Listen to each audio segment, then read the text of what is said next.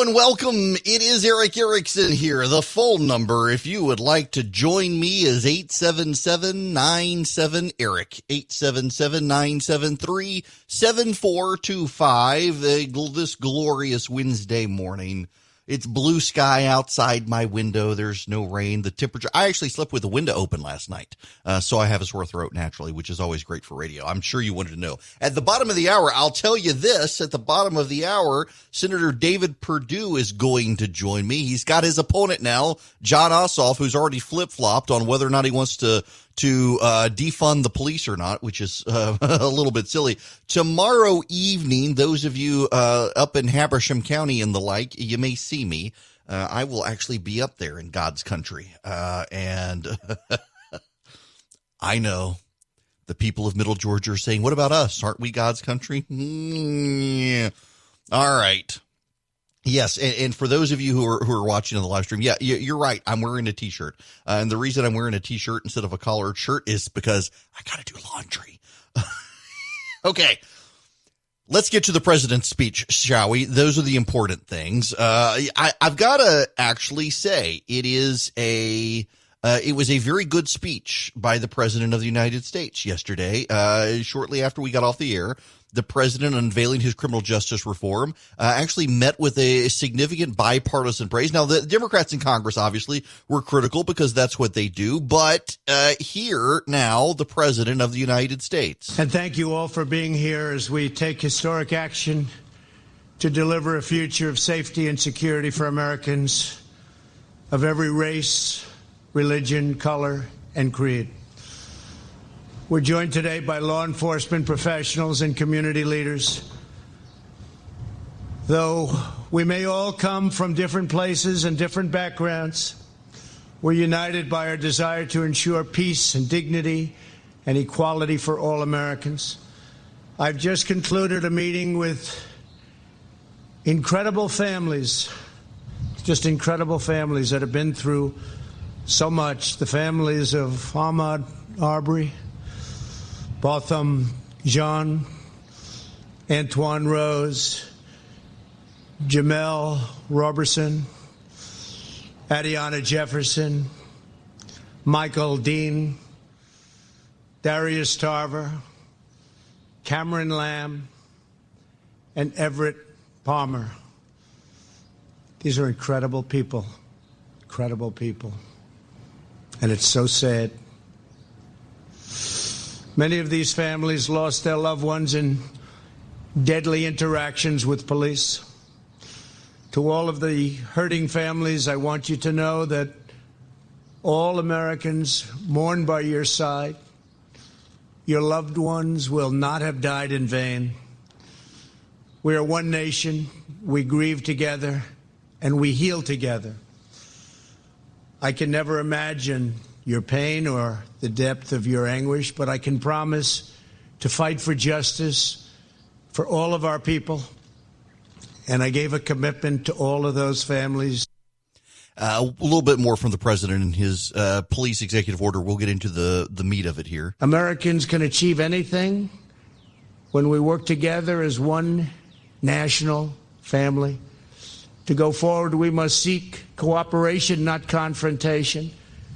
We must build upon our heritage, not tear it down. And we must cherish the principles of America's founding as we strive to deliver safe, beautiful, elegant justice. Safe, beautiful, elegant justice, according to the president of the United States. It really was. It just shows that if the president sticks on speech, the president actually does a really good job. He's got to focus on his speech, but if he can do it, the president can stay on message. My wife, not exactly a huge fan of the president's, and she pointed out that it actually was probably the best speech that he has given, that she has heard. I actually heard this yesterday from a friend of mine who texted me, said, "Are you listening to this?" Now, I couldn't listen to the speech live. I went back and listened to it later. But he texted me, he said, "This is the best speech the guy's ever given. Where's this guy been?" If he just focuses, he can do it. The policies are sound as well. You want to know how sound they are? Someone who's not exactly a fan of the president's, Van Jones, on CNN. Well, listen, I think there are two things here. One is the speech and one is the executive order. The executive order is a good thing, and mainly because you saw the support of law enforcement there. That gives you a sense of where the bottom is, where the floor is for reform, and that floor is higher than it has been. There is movement in the direction of a database for bad cops. We've never had a federal database for bad cops. That's why these cops go all over the place doing bad stuff. The idea that you're going to have de-escalators now alongside cops so you can talk people down and not shoot people down. The chokehold, that's common ground now between Pelosi and Trump. So you see good stuff there. There you go. You got Van Jones praising where we're headed with this. Now, what is the president actually doing? He's not going to please everyone. But what the president wants to do with an executive order on police reform, he's putting the bulk of this in Congress's court and saying Congress has to act on most of this. But some of the things the president wants to do are aligning police forces with social workers, getting rid of any barriers that have been put in place due to federal regulation on police funds. Remember, law enforcement is a local level thing. It is a state level response. The federal government doesn't technically have a police force. You can quibble about the FBI, the ATF and stuff, but for regular day-to-day law enforcement, that is the job of states. But states get money from the federal government, and the money comes with strings, and the states have to comply with those strings. And so some of the things that the president is doing is he's trying to get rid of some of the barriers and some of the strings that have hindered the police's ability to work with outside entities like social workers. So, for example, one of the things the president wants to do is with the strings attached is say, you're going to have to do better training on de-escalation techniques. How do you de-escalate a tense situation? Let's do more training there. Also, let's bring in social workers. There are plenty of situations where if a social worker is the one who approaches first, you may be able to de-escalate the situation, making it clear you're there to help. You're not there to arrest. You're there to calm the situation. You're not there to intensify the situation or lead to arrest or someone going to jail. Oftentimes, there are situations where the police are called and they just need to diffuse the situation. But a lot of times, the police will process, or the person who's involved will process that I'm going to jail. I got nothing to lose at this point, which isn't the way that it is intended to work. In many cases, the police are called in to calm a situation. And when you got someone there and they think, well, I'm going to jail, might as well go on and go for broke, that immediately can escalate the situation. So you bring in a social worker with the police, and the social worker can ensure that, hey, we're just here to calm the situation. The police are here to keep everybody safe, and we're here to calm the situation. You do techniques like that in local law enforcement, which a lot of law enforcement agencies have been willing to do, but there have been questions about federal money coming in and how it can be used in these cases. And the president wants to make it clear you can do things like that. Now, ultimately, a lot of this is going to have to go to Congress. Congress is going to have to deal with this. And there actually is some bipartisan level of support. The question, though, becomes what happens with Tim Scott's legislation. Tim Scott is the point man for the Republicans on this. One of the issues, frankly, is Tim Scott is black. He is a black Republican senator. There are only 3 of them, 2 Democrats, 1 Republican. And the Republicans wisely think Tim Scott would be the best person to carry this forward. But more importantly, Tim Scott actually cares about this issue. Tim Scott actually knows about the issue, has studied the issue, cares deeply about the issue. Being from Charleston, he understands the issue. He understands local law enforcement concerns. He understands local community concerns. And so he's got some good ideas on how to move forward with this. Some of the things that Tim Scott would like to do is focus more on de-escalation and increased training requirements. I hear from police routinely. They call me, they call this program, they email, they direct message me on Twitter or Instagram, and I hear from them on a near daily basis at this point that they too agree that training sucks, that there must be improved training. There are, in fact, even over the weekend, I didn't respond while I was on vacation and found the emails as I was scrolling through on Sunday evening and then Monday from a couple of officers who were writing in about the Richard Brooks situation in Atlanta, where the guy was killed at the Wendy's and the Wendy's burned down, defending the police officers, pointing out that the public doesn't really understand the body cam situation actually gives a perspective where, I mean, like the Chris Cuomo audio I played yesterday, where you can have people who are not experts pretending to be experts because they're seeing the footage, they're interpreting what's going on, but they haven't actually been in the situation. And what some of these police officers have been telling me in email is that there are actually a lot of police officers who are not in these situations. So it happens, it doesn't happen. Now, that sounds like a Yogi Berra statement. Nobody goes to that place anymore because it's too crowded. Until it happens, it doesn't happen. With police officers in these tense situations, they try in their training to give them a sense of what might happen, but they need expanded training. They need more experiences before they actually get onto the police force to understand what's going on. And then there are also ways that Tim Scott wants to expand community policing efforts. So in any event, that's where we are with the president. It was a good speech. The Democrats, however, are having to scramble on their own side because there are more people coming forward now on the left saying we need to defund the police. And that is way more problematic than it should be. And it's given the Republicans an opportunity to have some fun with the Democratic talking point. Here's Rick Scott from Florida. You should be mad about what happened to George Floyd. We all should be. We know we have to make changes. We have to have more accountability. We have to have better training. We can look at those things. But the idea that we're going to get more security by getting rid of the police, I was governor. I never heard these crazy ideas while I was governor. The left has just gone off a deep end. We've got to fund our police. We have wonderful police. Are there bad apples that do the wrong thing? Absolutely. We've got to get rid of them. But I talked to law enforcement. They're disgusted with what happened. But if you want anarchy, if you want more crime, defund the police. I'm completely opposed to that. I want to fund the police. I want to support our police. I want more accountability. I want to make sure people in this country can be safe. You know, so here's a problem for the Democrats on this, and it gets to Rick Scott's point. And then let me be clear and an honest broker on this issue, not trying to score partisan points here. The overwhelming majority of the Democratic Party, the Democratic leadership, the DNC, Nancy Pelosi, Chuck Schumer, Joe Biden, they do not want to defund police departments. They don't want to do it. In fact, some of them have come out and said it's a stupid talking point. But there's a difference between the base and the party elders. And you know, the Republican base being driven by defunding Obamacare and repeated Republican betrayals ultimately landed on Donald Trump to blow up the Republican Party. And there are some elements within the Democratic Party starting to realize that they themselves are being put in a situation by activist members of their base that could be long-term problematic for them if they can't find a path through this. You have, for example, one of the co-founders of the Black Lives Matters organization now coming out saying we need to defund the police and literally defund the police. You've got other partisan activists on the left coming out and saying all these people who are saying when we say defund the police, we don't really mean it. No, we actually mean it.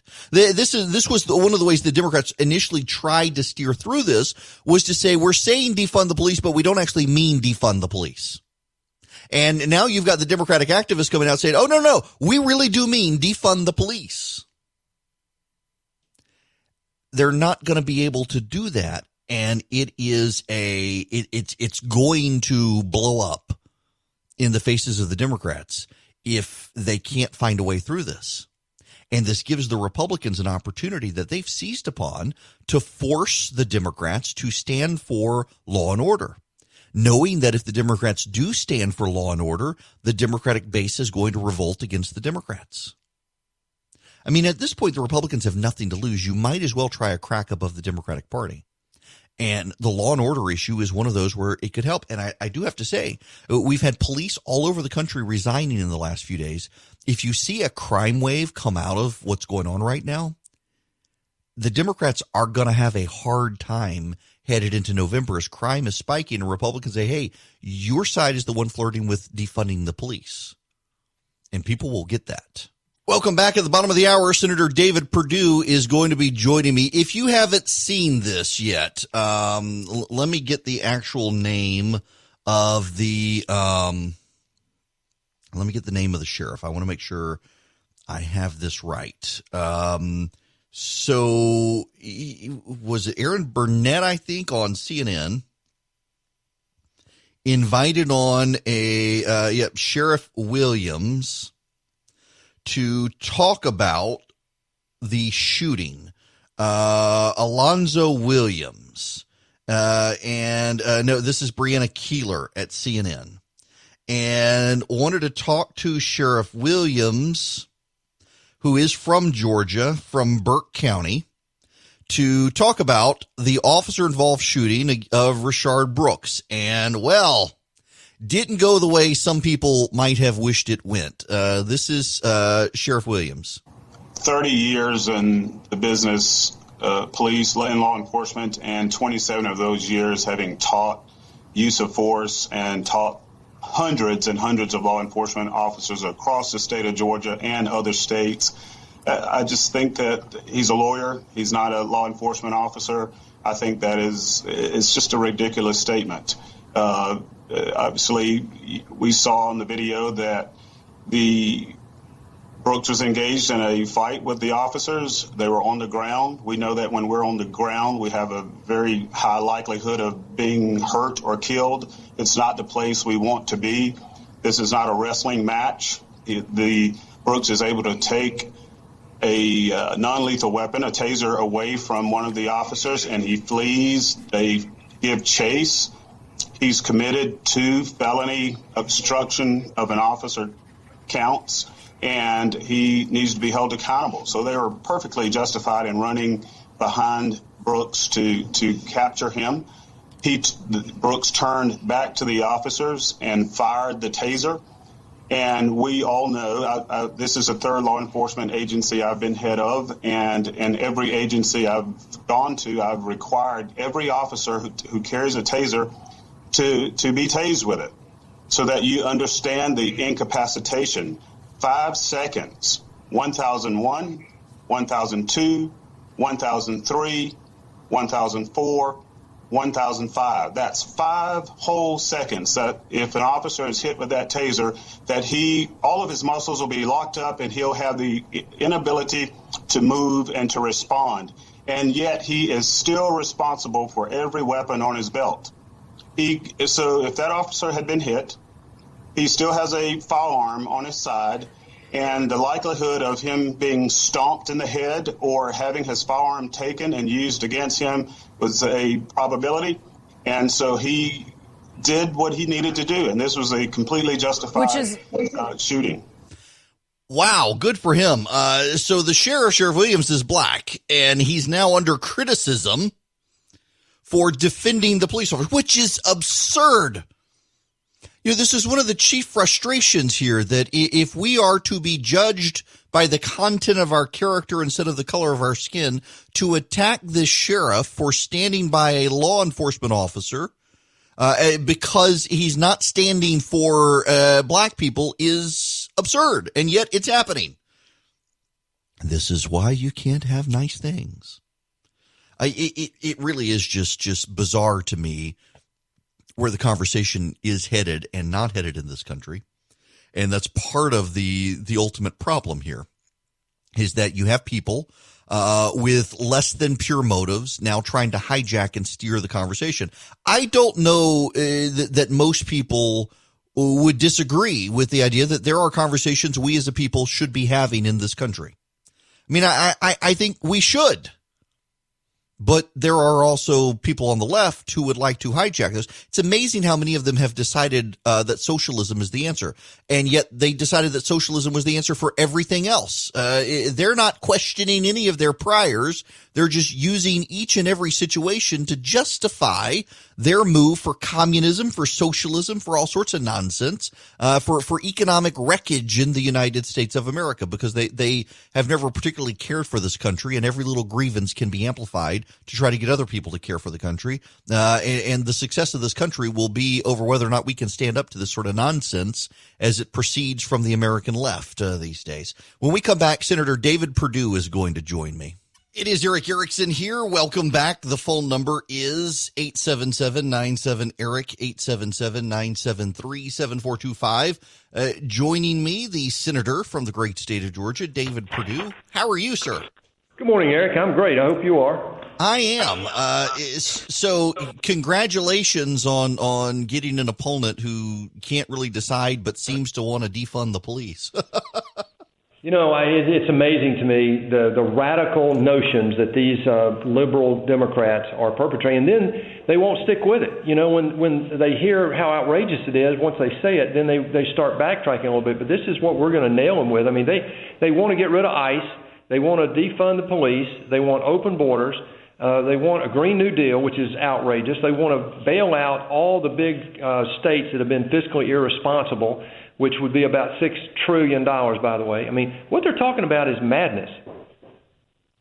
Well, they are talking about madness, and it just seems like they want to flirt with the issue without actually committing to it, and yet they've got a whole group of activists out there who are hearing them say they're going to do it. It's almost like they got the tiger by the tail, and they're afraid they're about to get eaten. Well, they don't have any solutions except more big government, and that's been proven to fail since the Great Society War on Poverty in 1965. Look, we know that all these the deaths that we've seen from the hands of the police are just outrageous. I mean, even the one that wasn't at the hands of the police in Brunswick, I mean, the loss of life is a serious, and I think we all know that we've got to do some things about that. But imagine a world without some sort of exercising of the law. I mean, one of the things that sets us apart from the rest of the world is our rule of law. It needs to be applied, but it needs to be applied fairly in every community. And that's where we've had a breakdown, I think. There's a loss of confidence in some communities. And I personally think that we can fix that. We've got a bill that will be announced in the next half hour here in Washington. The Senate Republicans are going to drive a bill that will actually make a difference with body cams, more training to de-escalate, making the police reflect the demographic nature of the communities they serve. We know how to build the confidence. It's just that we got to pay more attention to it. Well, I wanted to talk to you about that because the president released his executive order yesterday, having social workers work with the police, doing a little more. And I'm trying to figure out where the Congress is going to get involved in this. I know Tim Scott has a proposal out there. Not sure whether or not Congress will have time to get to it, but I'm interested in where would you like to see this go? Well, first of all, I think, I've been involved in this since I was a kid, Eric. I grew up in Middle Georgia. My dad integrated one of the first school systems in Georgia. I worked in a Head Start program. I was involved in a literacy effort. I was chairman of the National Commission on Adult Literacy for a while, and this is close to my heart. What Tim Scott's trying to do is bring some rational, reasonable, common sense things that can make a difference, while still allow us to enforce the law. We're a nation of laws, and they will be enforced.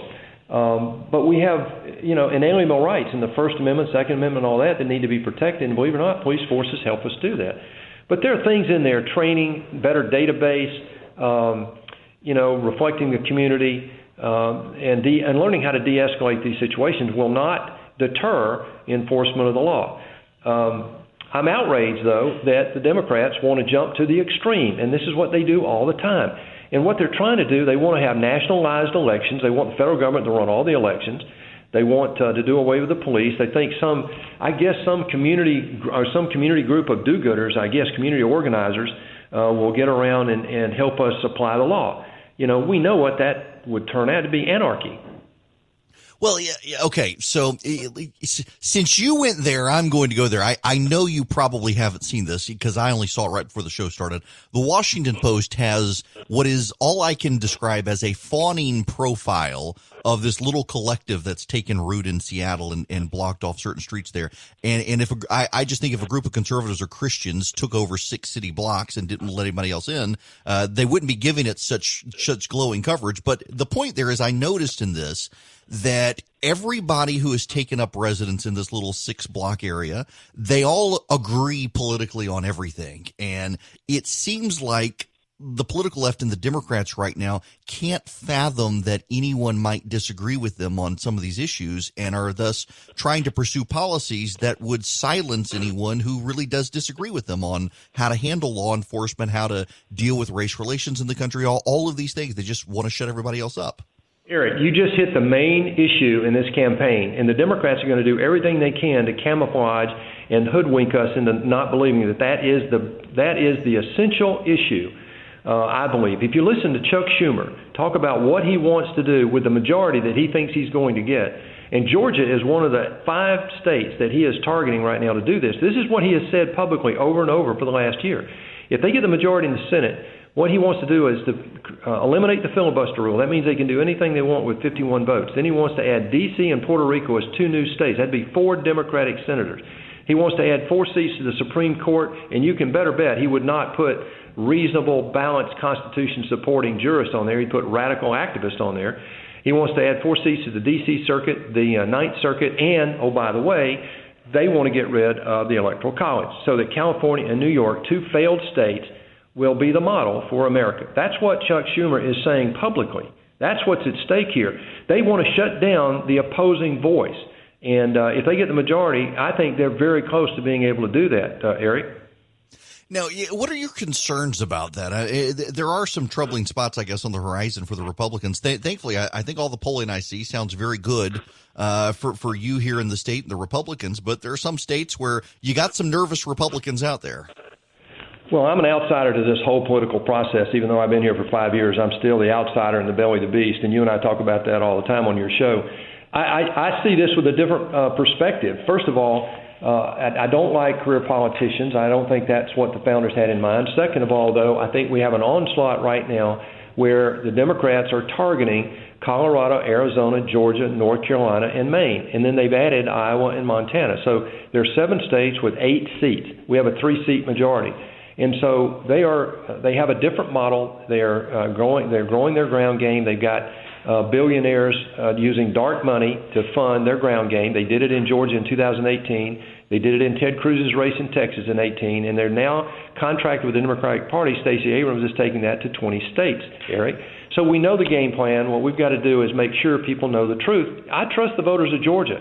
We're going to do something that was not done in 2018. We're going to expose all these radical policies that the Democrats are trying to perpetrate on America in my campaign for the next 5 months. It really doesn't matter who my opponent is.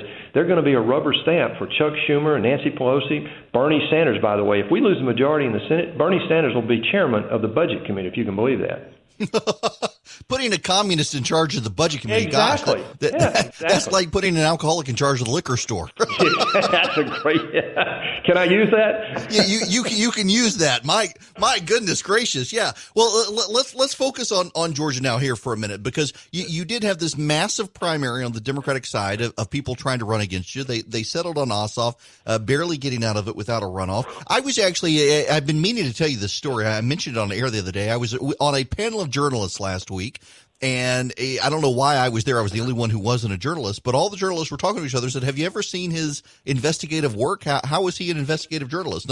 None of them knew any of his work. And I just find it fascinating how there's so many Democrats who would portray you as some aloof, out of touch, rich guy with no understanding of your upbringing versus I don't know where this guy really came from. Well, I tell you who does know his journalistic effort. That's Al Jazeera. That's true. So, I don't know. I mean, I'm sure he's a nice guy, but the only thing I've seen he's been able to do is spend his daddy's money and have this sort of fake career. Look, we told the people of Georgia why I was running in 2014. My mom and dad were school teachers. I grew up on a farm working in our family farms down there. worked my way through school, and had a business career. And so I grew up in a pyramid of performance in my career. And that's something that we'll talk about in here. Look, nobody has a perfect record, but what I want to get onto is what Georgians were not able to do in 18, I believe, and that is to expose the radical things that the Democratic leadership in Washington and in some of the big states really want to do with America. It's failed everywhere it's been tried in the world. They want to shut down the opposing voice. I think that's the major point in this thing, Eric, and you brought it out in a way. It's demonstrated. Remember, what was the thing, Occupy Wall Street? Yes. Or what, Camp Out at Wall Street, whatever it was. Yeah, Occupy Wall Street. Yeah, so the Occupy Wall Street. So they're doing the same thing in Seattle. I mean, every few years they roll this idea out, and but it's not going to stick. Americans are smarter than that, and when they're exposed to the truth, they will react to it. Well, okay, let's go down this road a little bit, because I've just found it fascinating that in 2012 you had the Occupy movement. In 2016 and then in 2018 you suddenly had concentration camps at the border, and we needed to march on Texas. And right. Now suddenly we've got riots in the streets. It seems like every major election year the Democrats organize a mob to take to the streets and just keep people. I mean, I at this point I have a hard time thinking that there isn't a level of coordination, and that we have people in the streets every single election year agitating about something. Well, I can't. I have no evidence that it's organized or all that. It is ironic, though, and is a high correlation. Let's just say that the facts are the facts, and there's a high correlation there. If you're a Democrat and you can't talk about how you're going to get the economy back after COVID-19, or how you're going to stand up to China, or how you're going to stand up to our allies in NATO, or how you're going to defend us against Iran or a rogue regime in North Korea, if you can't talk about any of those things, what are you going to talk about? You're going to talk about the emotional issue of the day. And there's a coordinated effort. I see it in the Senate. We saw it in 18. Remember pre-existing conditions? That was a lie right out of the pit of hell. But they made it stick because they did it over and over and over again. So we on the Republican side understand what the strategy is there. They can't talk about the big issues that will really make America continue to be different than the rest of the world. That's why I ran in the first place, Eric. I just felt like we were headed in the wrong direction, and Trump got in there, and we actually created the best economic turnaround in U.S. history. Some people are trying to give credit to Barack Obama for that. That's just ridiculous. I mean, we had the lowest output economically in U.S. history under the Democrats for 8 years. By the way, for the third Democratic president in a row, from Carter to Clinton to Obama, they reduced spending in the military by 25%. They endangered America, and that really angers me because of my kids and grandkids, Eric. So they don't have anything to talk about other than create these disturbances and then drive the media, which the Main Street media that they control the majority of. Now, you mentioned the economy. Before we get out of here, 17% surge in consumer activity for May, which even the people at MSNBC are having a hard time disparaging. It looks like we may start to see some major economic recovery before the election. Well, Georgia's leading the way. I mean, we're the best state in the country to do business. We've had 3 different governors now that understand the precepts of how to drive economic growth. We've got a great workforce, great education institutions, great health care. Georgia's leading the way. Our governor opened the economy up, took a chance. The president is opening the economy up with a 3-stage plan. I'm helping to drive that. I believe in it. I believe we can continue to open the economy. Look at the job creation in May, Eric. I mean, 2.5 million jobs. That's more jobs created in 1 month than any other month in U.S. history. That's shocking to me. It surprised everybody, including me and the president. But we were supposed to lose 8 million jobs in May, and I would have believed that, frankly, given how severe we shut everything down. But it just shows the resilience of our workforce, our economy, and this free market system the Democrats want to dismantle. That's why I'm so active. I'm so active in this campaign. We're fighting for really the structural future of America. That's a good way to say it, the structural future of America. Well, Senator, listen, best of luck to you on the campaign trail. I appreciate you taking time to stop by, and anytime you want to get out there, we're always here for you. Eric, thanks for getting the truth out there, pal. Thank you. Absolutely. Take care. That's Senator David Perdue of Georgia. John Ossoff, the Democrats. He is their nominee now. And here's the interesting thing. Ossoff, he is flirting with the defund the police effort, which is just fascinating given the way senior Democrats have run away from it. And Man, that guy, he's never really been vetted, and I suspect David Perdue, he's going to be doing the vetting the media never wanted to do against Jon Ossoff. That's probably not going to end well for Jon Ossoff. I have to tread carefully on this. I saw the headline, and I fell out laughing. Remember there was an article. Let me give the actual history of it. There was an article after Barack Obama was elected that referred to him as a magical, wasn't the N-word you're thinking of, but I'm not going to say it. Look at a black crayon that has Spanish translation on it, and you'll get it. You know what I'm talking about. Rush Limbaugh turned it into it was set to Puff the Magic Dragon, and it was Al Sharpton singing.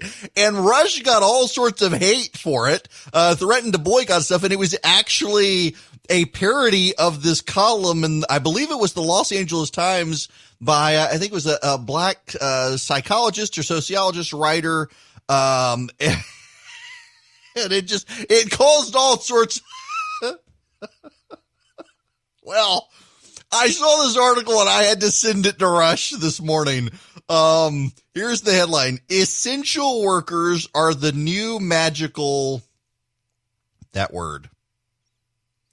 How understanding the cinematic trope can illuminate COVID-era exploitation. This is by Dolly Adekunle, who is Director of Patient Relations and Engagement at Family Health Center at NYU Langone Health. I'm apparently, so that this magical N-word is at once a superhumanization and dehumanization of the black individual, and our essential workers are overwhelmingly black and brown individuals who have been neglectfully underpaid, unprotected, and subjected to the racial iniquities that have always existed in our white supremacist nation.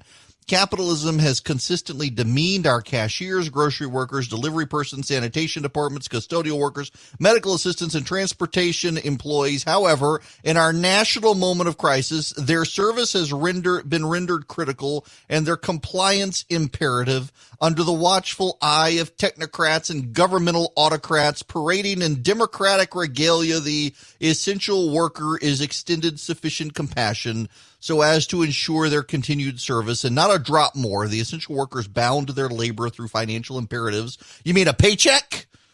And ideological coercion thinly veiled as professional. Oh, good Lord. And the large thing is basically that you're seeing minorities being trotted out and made the face of something, and they're forced to do it. And oh, wow. Here's the thing. First of all, I found it funny that suddenly this phrase is back somewhere, but also that there's a prevailing theme in so much of this that American society is bad. That's the whole part of the 1619 Project, that the foundational underpinnings of American society are bad. That slavery was brought here in 1619, and it's been a part of us. And there was this revisionism of the American Revolution, that it was all about protecting slavery. And you've got all of these people they're underscored by this desire for socialism in the country and upending capitalism. And I understand in some cases there is an issue. I was actually having this conversation last night with a friend of mine.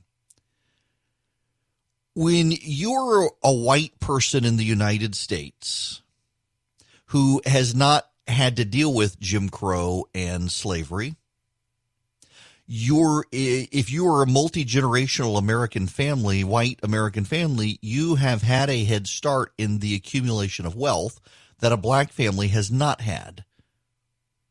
And I understand and I get that. But I reject that the idea must be then to punish the white person now for the sins of their great-great-grandfather. they're a redistribution of wealth. What these activists seem to want is a socialism, an upending of the economic order that they have decided is white supremacist. You know, is there racism in this country? Yes. Is there systemic racism in parts of this country? Yes. Is this country a white supremacist country or a systematically racist country? No. No. But you'll be hard pressed to tell the left about this. And I have a sneaking suspicion. And yeah, I'm trying to be careful here because you know the mob comes for everybody. I have a sneaking suspicion that one of the things that the left-wing activists are trying to do right now is just wear you out. So you cry uncle, you give up, and they can then do whatever they want.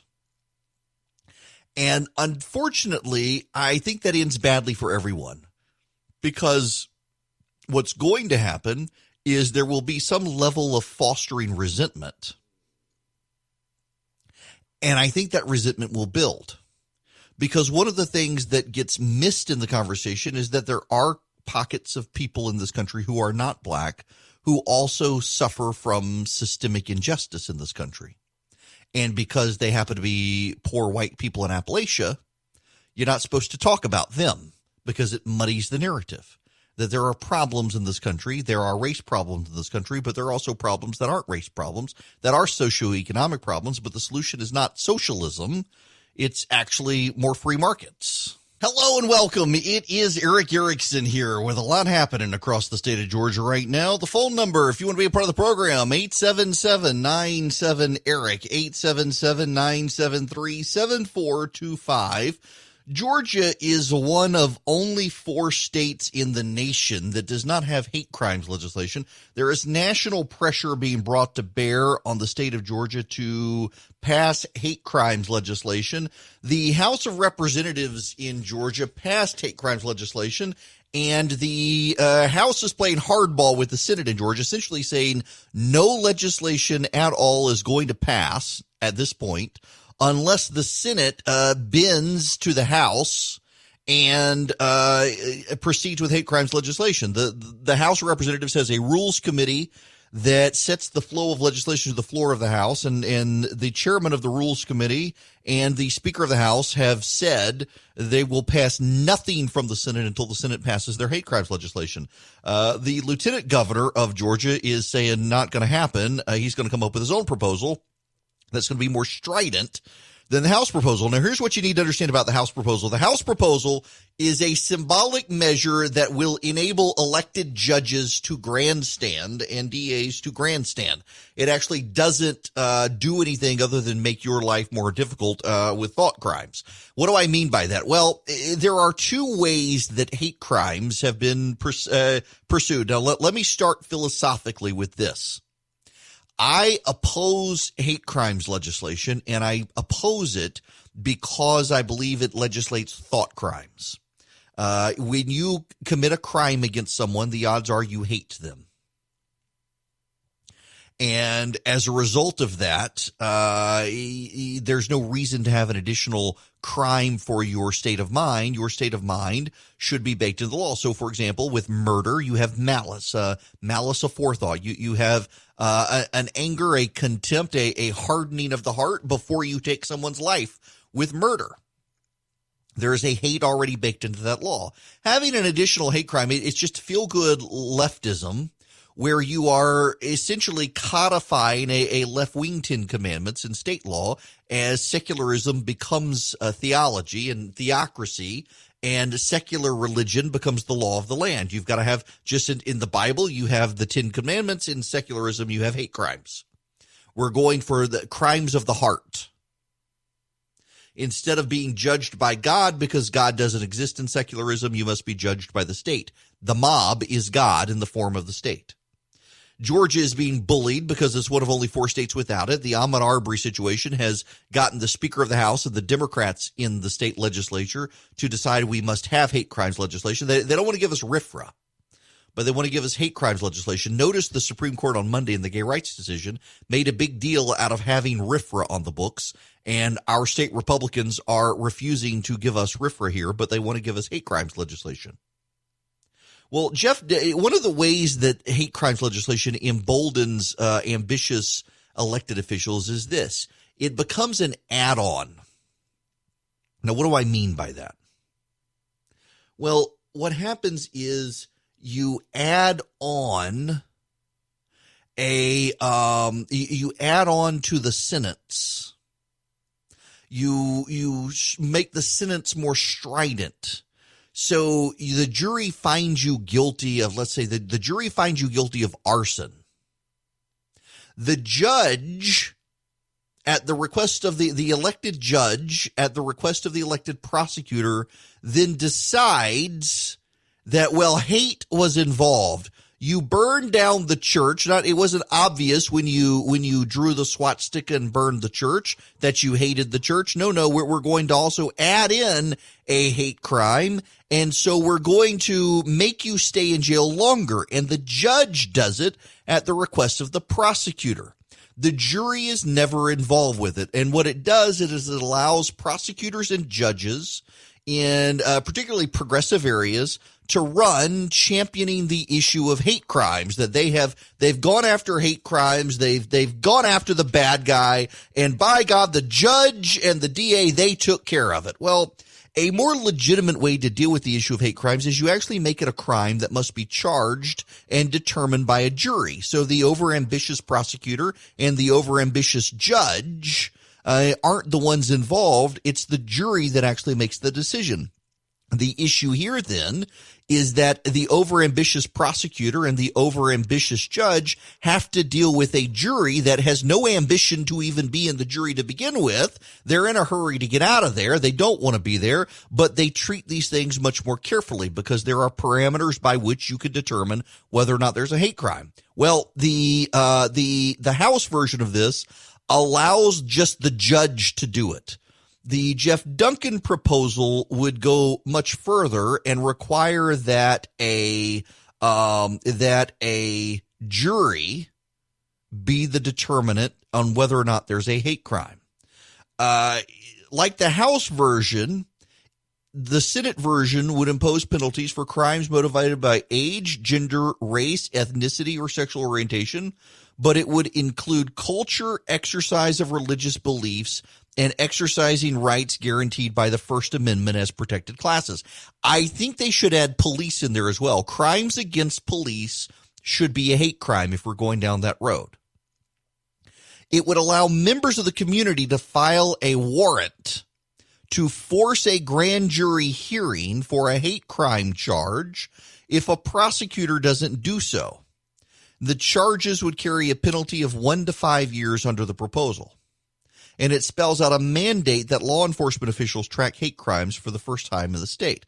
Now, I've got a concern with this particular provision that members of the community would be able to file a warrant to force a grand jury hearing for a hate crime charge if a prosecutor doesn't do so. I have a serious problem with that one. Now, I suspect this is geared towards conservatives. So let's say, for example, one of the things that the Senate bill would want to do is it would require that your First Amendment guarantees, so your free speech issues. So you go to a college campus and a left-wing group violently shuts down the college Republicans. They block the doors. They don't let people in. They throw poop on the people. This has not happened in Georgia, but this has happened. And they refuse to allow the college Republicans to meet with the speaker. And that would be, the prosecutor says, well, that's not really something I'm going to prosecute. Well, it would allow members of the community to file a warrant to force a grand jury hearing for the hate crime charge if the prosecutor doesn't do so. I've got a hard time with that one. I don't think you should allow the community to be involved in law enforcement decisions like that, because essentially you also you enable the mob in that direction. And I assume they'll strip that provision out. I think it would be bad. I do support, though, culture, religious beliefs, and rights guaranteed by the First Amendment being crimes motivated, because listen, we see on college campuses now a desire from the political left to silence anyone on the political right. We also see crimes against churches and synagogues in this country. And so I definitely think religion and religious beliefs need to be part of hate crimes legislation. Listen, if you're burning down a house because you don't like that a black family lives there and that's a hate crime, you should similarly be charged with a hate crime for burning down a synagogue because you don't like that Jews live there. And you could argue, well, that's an ethnicity thing, but is it really an ethnicity thing? What about the white church? You burn down the white Christian evangelical church because you don't like it there in your progressive town. That should be a hate crime. And under the House version of this, it wouldn't be. Now, I crimes legislation in general, but even in opposing hate crimes legislation in general, I don't think that there is a desire there by Republicans at this point to stop it. I think they want to proceed. So if they're going to proceed with hate crimes legislation in the state legislature in Georgia, what do you do to make it better? Well, first of all, this can't be a one-way street. This cannot be that the Republicans have to bend to the Democrats and give them everything they want, which is age, gender, race, ethnicity, and sexual orientation. It can't just be that. You can't just give David Ralston what he and the Democrats want. You've got to add to it. So you've got to protect people's political beliefs, particularly on college campuses. I think you got to add religious beliefs in there, and I think you've got to add the police in there. I don't know what culture means in this, and I've got to read in depth I've got the legislation right here. What is so let's see. In this code section, attributes mean, age, ancestry, color, creed, culture, ethnicity, exercise of religious beliefs, homelessness, mental disability, national origin, physical disability, race, religion, sex, sexual orientation, status of being a member of or having served in the armed forces of the United States, status of having been involved in civil rights activities, status of exercising rights guaranteed by the First Amendment. Culture means the customary beliefs, social norms, and material traits of racial, ethnic, religious, or social groups. Serious physical injury means an injury that deprives a person or a member of his or her body, renders a member of a person's body useless, significantly disfigures a person's body, blah, blah, blah, blah, blah. A person commits the offense of a bias-motivated intimidation when such person maliciously and with the specific intent to intimidate, harass, or terrorize another person because of the person's actual or physical attributes. Okay, there we go. Whenever a law enforcement officer investigates an incident of an alleged violation of the law regarding bias-motivated intimidation, whether or not an arrest is made, the officer shall prepare and submit to the law enforcement officer, supervisor, or other designated person a written report of the incident entitled Bias-Motivated Intimidation Report. So we're going to add paperwork to it as well. Well, we'll see what happens here. So the point of focusing on this is Duncan essentially has said what the House of Representatives wants to do is give the left a win without actually doing anything. And that's what David Ralston wants to do. The Fortune 500 companies and progressive activists want the House hate crimes legislation passed because it's a feel-good measure that really doesn't do anything, but it gives progressive judges and district attorneys additional ammunition to build their career by stamping out hate crimes across the state should they ever find them. And what Duncan's saying is let's do a serious piece of legislation that actually tackles the issue, but we can't just do race and sex and ethnicity. It needs to also include religion, and it needs to include political beliefs. Because increasingly in this country, hate crimes, if we're to use hate crimes, are being conducted by people trying to silence others for their political beliefs. not surprisingly, the Democrats are opposed. You know, it's weird, isn't it, how the left wants to provide special protections for race and ethnicity and sexual orientation and sex, but they don't actually want to provide protections for people's political beliefs. It's almost as if they don't think that someone can hate if they're silencing, shutting down, or otherwise censoring people on the right. It's almost as if they might be okay with intimidation of people on the right. We're seeing this with what Google and NBC News are doing to the Federalist and others. We will delve into all of that. In fact, when we come back, I'll take your phone calls as well. 877-97-ERIC, 877-973-7425. All righty, the phone number. You want to be a part of the program? It is 877-97-ERIC, 877-973-7425. I want to get to this, what Google and NBC are doing to conservatives. Before that, however, I need to bring you up to speed on what has happened with the police chief of Johns Creek, which is unfortunate. The police chief in Johns Creek has come under, he's on administrative leave and is being investigated because Chris Byers is his name. On his personal Facebook page, he put up a post addressed to members of the religious community. And I need you guys to hear this.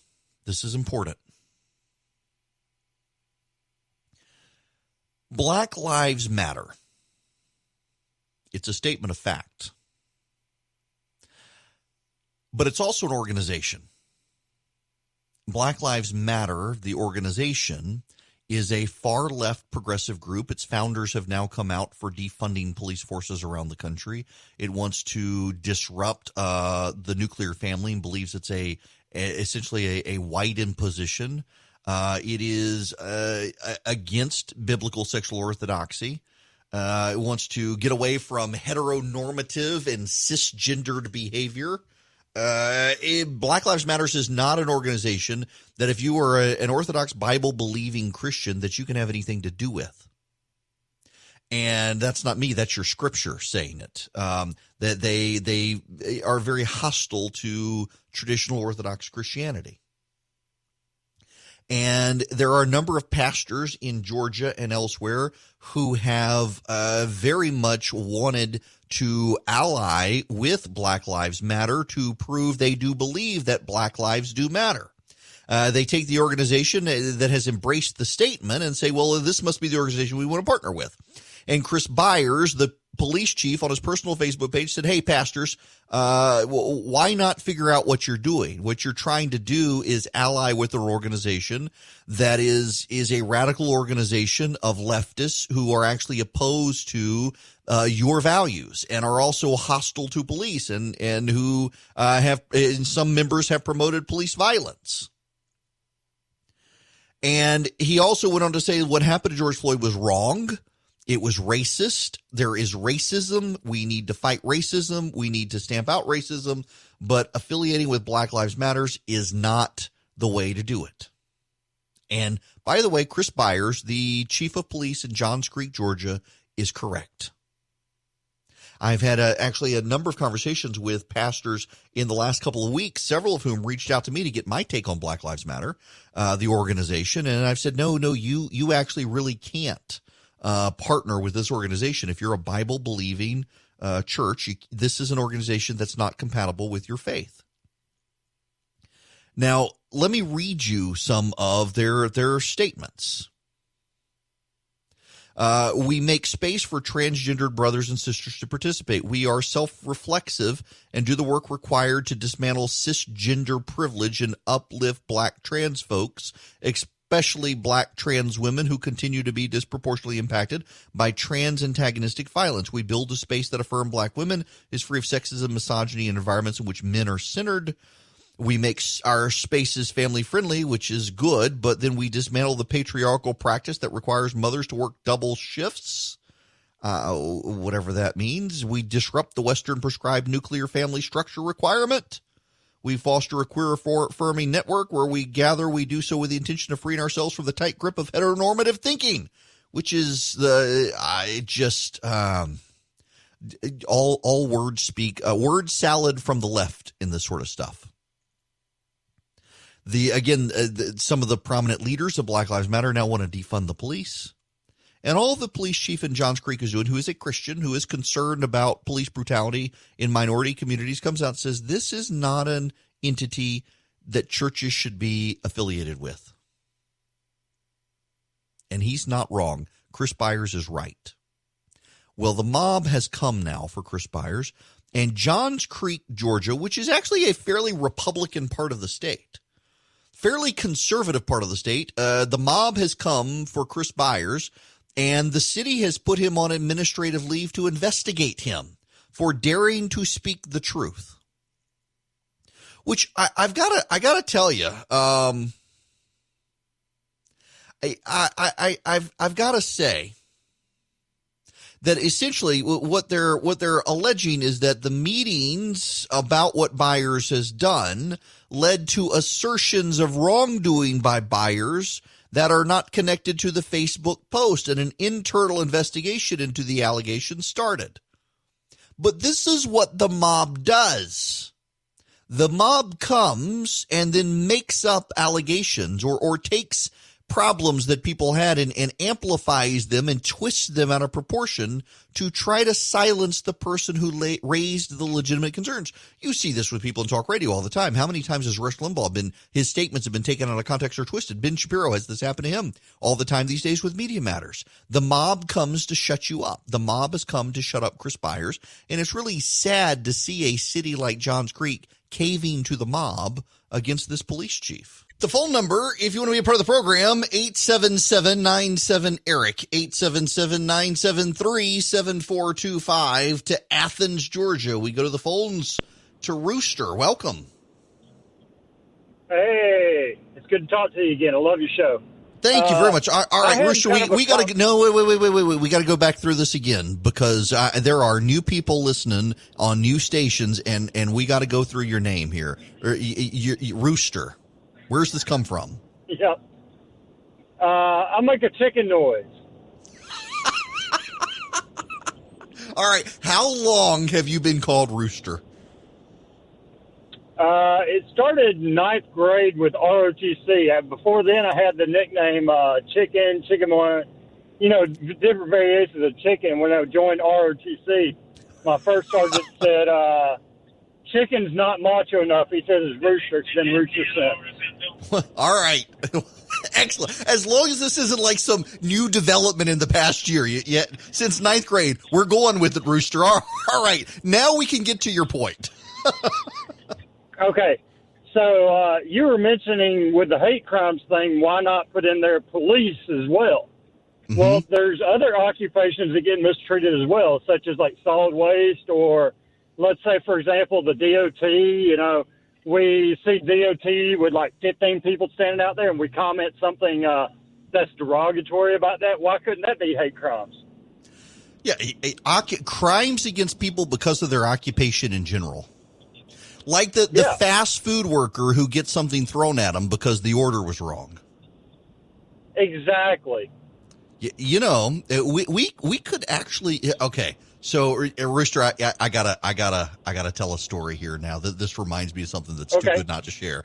And thank you for that. It's not a bad idea. So at every occupation, if you experience crime because of your occupation, you're a fast food worker and Karen gets her order wrong and comes in and starts yelling and causes a scene and throws French fries at you, Karen should be arrested for a hate crime. That sort of stuff happens. We could do this. We could go down this road. All right. This reminds me of a story. So, I was on city council in Macon, Georgia. Worst job I ever had. It was a part-time job that was all consuming. It turns out I hate people. And you have to deal with this thing called a constituent, and constituents, are stupid. And it's just not worth your time dealing with them because they don't roll their trash can down in time for the trash collection, and then they get mad at you because the trash wasn't picked up. Because this actually, true story, this actually happened to me. A guy, and in probing him as to why his trash would be the one trash can on his street that would not get picked up, he ultimately acknowledged the fact that he had not rolled it down in time and did not understand why they would not come back and pick up his trash. Part-time work. I wound up leaving about 4 months early because I got my job in radio and couldn't. But the greatest day of my entire career as a member of city council was the day a member of our council attempted to make Barack Obama an honorary member of city council. Now, I had actually helped Macon had a 15-person city council, which was insane. And it was the only partisan city council in the state at the time. There was divided into Republicans and Democrats. Every other city council in the state of Georgia, including Atlanta, is nonpartisan. And so I was one of 2 Republicans who was elected, and I had helped 7 of the Democrats get elected through either running their campaigns or fundraising or just helping out in general. As a result, I got a committee chairmanship. I was in charge of the properties committee, which involved covering the Middle Georgia Regional Airport and the golf course and a bunch of others. Man, so being a committee chairman meant I got put on the executive committee. The executive committee functioned as a rules committee. Anything that was to make it to the floor of the city council meeting had to go through the executive committee and be put on the agenda and had to be approved. And you could make amendments to legislation. You could change things up. You could kill things. It was a fun time. So because this was to make Barack Obama an honorary member of the city council, it went directly to this committee, where this committee got to debate it. And I just decided that if we were going to make Barack Obama an honorary member of city council, and the whole reason this was happening is because the state legislature had declined to make Obama an honorary member of the state legislature. And it was viewed as a partisan hit, never mind that they didn't. The only person they'd ever done it for was Jimmy Carter, because Jimmy Carter had been in the state legislature. It turned into a racial issue. It was a bunch of garbage. So I just came in, and the rules said you had to have written amendments. Now, it was never enforced, but I knew they were going to pull it on me. So I came in with a stack of over 200 amendments to amend the legislation, and it included such whereas clauses as whereas we don't hold it against Barack Obama that his childhood mentor was a communist sympathizer, whereas we don't hold it against Barack Obama that he openly bragged about his drug usage, whereas we don't affirm every policy that Barack Obama has. And then we also got into the therefore clauses. Therefore, we make Barack Obama an honorary member of city council, but provide him no chair. Whereas we make Rush Limbaugh an honorary member of council to provide balance. Whereas we make Sean Hannity, Mark Levin, Glenn Beck, Ann Coulter, Laura Ingraham, Tucker Carlson, on it went the list. And we debated them. We debated every single one of them, and the sponsor just glared at me the whole time. She also would refer to me as Eric KKK Erickson, which just made it actually even funnier. He had the local Democratic women's group had all come en masse, and here I am on this committee, the audacity to me to be here, and they glared at me, the entire time, and she's over there just muttering, I can't believe you'd show your face here.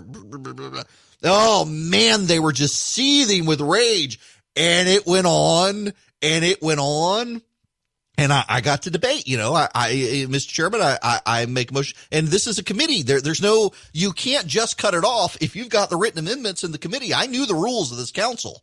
I had read up the rules. Hell, I'd helped write some of the rules. And they couldn't shut me down because I had my amendments in writing and I had a voice on the committee. You couldn't do it. And so everyone, we would debate. Mr. Chairman, I'd make an amendment that we add a whereas clause, that whereas we do not hold it against Barack Obama that his childhood mentor was a communist sympathizer.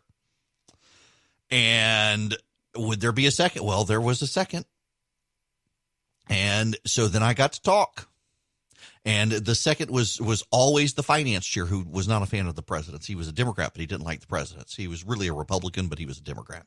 And he'd make the second, and I'd say, Mr. Chairman, I don't know if this committee knows this. I don't know if the council knows this, but Barack Obama, growing up, his childhood mentor was an ardent communist foe of the United States who had a passionate hatred of the United States. These are the sorts of things that this man said, and I think in fairness we should add this, blah, blah, blah. Anybody else wants to say? Nobody else would say anything. We'd have a vote. Mr. Chairman, I'd like to make an amendment. Mr. Chairman, I'd like to amend the resolution to add the whereas clause that we don't hold it against Barack Obama, that he bragged about his drug usage, serious usage of marijuana, potential uses of cocaine. Here's what he said in his book, blah, blah, blah, blah, blah. Second, it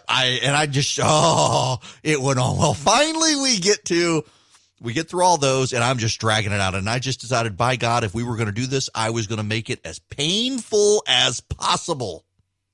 So we get to the therefore clauses. Well, we need to do Rush Limbaugh. If we're going to do Barack Obama, we should do George W. Bush. If we're going to do Barack Obama, we should do Ann Coulter. If we're going to do Barack Obama, we should do Tucker Carlson. He was at the Weekly Standard at the time.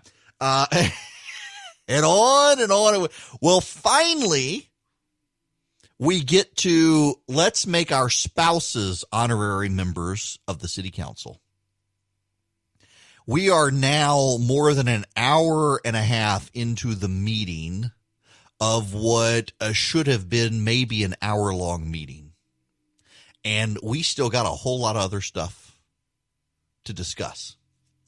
And we get to let's make all of our spouses honorary members of the city council. And the chairman of the committee puts the gavel down, looks at me, and just says, "Oh, hell no, I ain't voting against my wife." It just pulls the motion from the table. Oh, the rage.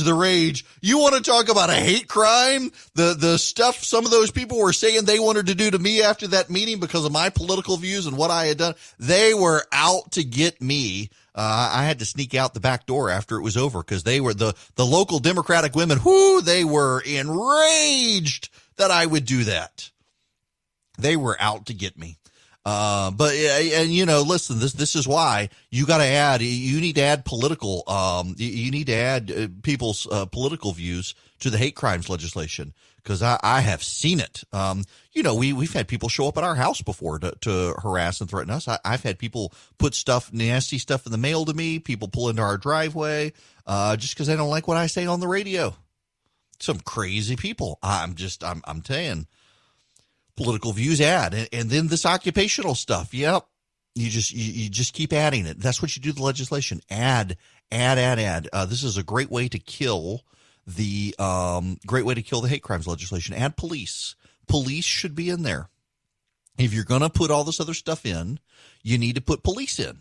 Do what Rooster says. But police. Okay. We need to protect police from hate crimes. We need to protect fast food workers from hate crimes legislation. We need to protect we need to protect dry cleaners from hate crimes legislation because there are times where they shrink your clothes at the dry cleaners. This has happened to me before. And people get mad at the dry cleaner for screwing up their clothes. That's a hate crime against the dry cleaner. We should be adding that one as well.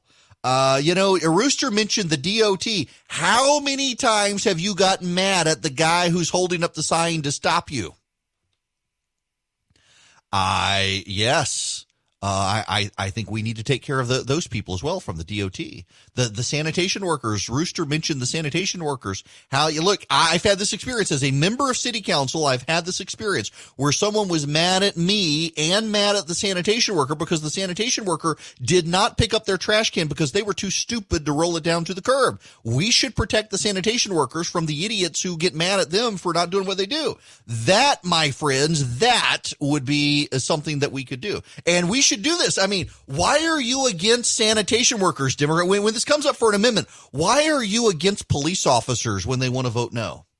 Why are you against the sanitation workers when they want to vote no on that? Why are you against fast food workers? Don't you support the service industry? Do you not know how many members of the fast food industry are minorities? Are you saying that you don't like minorities? by voting against their addition to this hate crimes legislation, Mr. Democrat. You could have fun with this along the way. Listen, if you're going to lose, at least lose in a way to cause maximum pain to the other side. Have the Democrats in the state legislature voting against the addition of police officers. Have the Democrats vote against the addition of transportation safety workers. Have the Democrats vote against the addition of fast food workers. Have the Democrats vote against teachers. What about teachers? My goodness, do you know what happens when you fail a kid? The hate crime you could get against the teacher? You should add teachers to this. The Democrats, they don't want to give them a pay raise right now either, and they don't want to add them to the hate crimes legislation. Teachers, by God, teachers should be added to the hate crimes legislation. I'm sorry, Jenny, I just said that. I shouldn't have. Teachers should be added. We should add teachers. We should add doctors. We should add lawyers. We should add podiatrists. We should add we should add the police. We should add the fast food workers, because there are hate crimes. You know, you should probably make a special addition to the hate crimes legislation for proctologists, because you know when the proctologist bends you over and pokes you the wrong way, you may lash out at the proctologist, and he should be protected from you. That could be a hate crime. Of course, what he did to you might be a hate crime too. You never know. I mean, he gave you the finger, you give him one. We could take this to all sorts of absurd proportions, but here's the point. Yes, I'm being flippant about this, but there's a master plan here, and Rooster hit on this. Just what I did with city council back in the day. Cause maximum pain to the other side. David Ralston, the Fortune 500, and the Democrats do not want to give you the Religious Freedom Restoration Act. You should amend it in the Senate and put it in there. Put RFRA in here. But not only should you put RFRA in there, you should add other protected classes. The police are a legitimate one that should be in this legislation. Political views legitimately should be in this legislation. There are others that legitimately should be in this legislation. And you should make if the Democrats and the Fortune 500 and the Speaker of the House are going to tell you this must pass or nothing else passes, you do it and you cause maximum pain to the Democrats and to the Speaker and to the Fortune 500. When the Fortune 500 and the Speaker and the Democrats come calling and say, no, we're not going to give people of faith protection under this legislation, you ask them, why in an age of church burnings and synagogue attacks are you not willing to stand for persecuted religions? When they refuse to add police to the legislation, you ask them, why do you hate the boys in blue at a time they are being hounded out of jobs and harassed around this country? Why do you hate them? And you cause pain to the Democrats, to the Speaker, and to the Fortune 500. They don't want to give you religious freedom protection, particularly after the Supreme Court on Monday made such a big deal out of having RFRA. Well, by God, you score points with them on this. Don't tell me not to do this, because this is what you do legislatively, and our state legislature should do it. Folks, I got a note from Brant Frost at First Liberty Building and Loan. If you still need in the payroll protection program, they are still willing and able to help, but all the applications need to be in by the end of the month. The Small Business Administration are not taking more applications. One of the things he noted is there are a lot of people reaching out who don't think that they would qualify because they're either sole proprietor or the size of their business, and actually they all do. So if you're hesitant about it, given the nature of your business, just reach out to my friends at First Liberty Building and Loan. They're in Noonan, so they're local here in Georgia. But if you're listening online, or man, we had like 123,000 uniques on Facebook yesterday. Crazy. If you're listening anywhere in the nation, they can help you get into the payroll protection program. They can't guarantee you getting into the program, but there's funding still available. They can still help, but all applications got to be in by the end of this month. So hurry up and get in there. Mr. Frost actually told me in a prior conversation, you've got to have something to prove your payroll. So like your quarterly filing, something like that. So make sure that happens, folks, if you can. But firstlibertyga.com is their website. There's an application on their website. There's an apply now button. You click it and you can do all your application online. All right. We need to talk about the Google stuff. I'm going to wait until we come back because I don't have a ton of time right now to talk about that. One of the things that I need to talk about is the virus is on the rise in Georgia. We are seeing a rebound in COVID-19 in Georgia. Dr. Fauci has come up. Man, Fauci's made a lot of people mad, essentially admitting that the reason they were telling people not to wear masks is because they knew there was a shortage of masks in the country. They didn't want people to freak out and go buy up all the masks because they needed them for healthcare workers. So essentially, they told people it's not going to do you any good, and it was a lie. And Fauci is all but, he's not using the word lie, but he is sure making people mad about it for doing it. But, you know, there were reports at the time that we're in a shortage. We need them for medical workers. But now it turns out in Japan, Taiwan, South Korea, Croatia, Slovenia, and a couple of other places, if more than 50% of your population wears a mask when you're in public, you wipe out the virus within a month. Essentially, it ceases to reproduce within your population within a month if 50% of the population or more wears a mask in public. It goes away sooner the more people wear a mask. In other words, if you wear a mask in public, the virus goes away. In Georgia, not enough people are wearing a mask. We're not even at 40% of people wearing masks, or 30% of people wearing masks when they go out in the state. And the result is that the virus is on the rise in the state. Now, hospitalizations are going back up, but still below 900. Hospitalizations are going up, but they're not overwhelmed. Ventilator supply is good. ICU space is good. Hospital space is good. Now, the governor's continuing to get rid of restrictions, as are other states. Well, the fascinating thing to me here still is that Brian Kemp continues to get inordinate amounts of hate from the national media for what he's doing. And yet you've got other states, like, for example, in California, per capita. So I realize California has a bigger population than Georgia, but if you go with per capita, meaning you look at the number of cases per 1,000 people, which is a great way to balance out the states, California is worse than Georgia, had a more strident lockdown than Georgia, enforced the lockdown more restrictively than Georgia, has opened up more slowly than Georgia, and is still per 1,000 people seen a massive spike in the virus. Colorado is the same way. Colorado is seeing a bigger spike than Georgia in the virus. And yet it is Brian Kemp who gets the contempt from the national media because he dared to go first. And by and large, when these other states were seeing spikes, Georgia was not. Now, where is the spike coming from? Coming from a couple of things. One is people who left the state and came back over Memorial Day weekend. We're seeing a spike there. If you look at the counties in South Georgia around the Valdosta area and the Lowndes County area, people who went down to the beach from there came back, they brought the virus. Troup County and that area out in West Georgia, a lot of people went down to Gulf Shores, they came back with the virus. And then there's Gwinnett County, a lot of people have been traveling. But more than that, the protesters as well are causing the problems. It's the protesters who are spreading the virus in the metro Atlanta area. Of course, you're not going to hear the media do that. They would much rather blame Brian Kemp instead of the protesters for spreading the virus. They got to make Kemp the bad guy, not the protesters. I'm here. Welcome. It is Eric Erickson here, the Eric Erickson Show. The phone number is, I feel like I should have a different way to, Eric Erickson of the Eric Erickson Show. Welcome conversationalist, as Rush would say. In any event, you can call in and be a part of the program if you like. The phone number is 877-973-7425.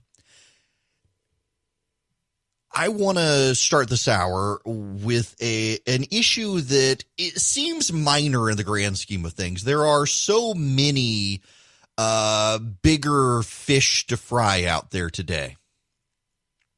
But there is a real issue that I genuinely think needs attention.